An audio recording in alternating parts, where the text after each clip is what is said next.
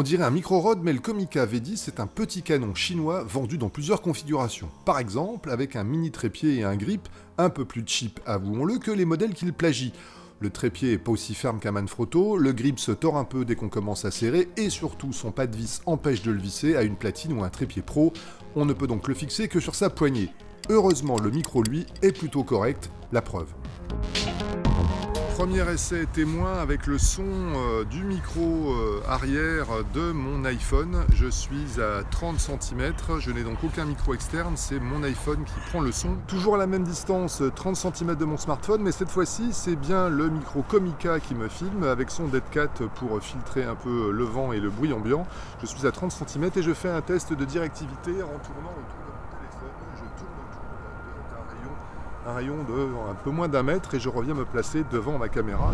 Je suis maintenant à 2 mètres de mon téléphone, j'ai monté le gain au maximum, c'est toujours le micro externe Comica qui prend le son. Et à titre de comparaison, à la même distance, mais cette fois-ci avec le micro intégré, l'iPhone caméra arrière, le micro arrière de mon smartphone sans micro externe, à la même distance, dans un environnement un peu bruyant bien sûr, un tout petit peu, au sommet d'un parc, et je tourne autour de mon micro toujours à cette distance pour vérifier la directivité et le son qui est pris par ce micro. Je reviens me placer devant la caméra, voilà.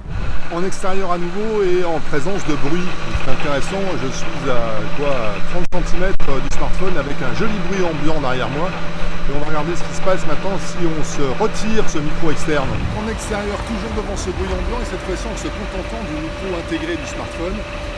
Normalement, vous devrez constater quand même une petite différence en termes de qualité. Conclusion, le Comica V10 remplace avantageusement le micro intégré du smartphone en reportage, dans des milieux plutôt bruyants, ou comme ici pour une interview, à quelques centimètres de distance. Et surprise,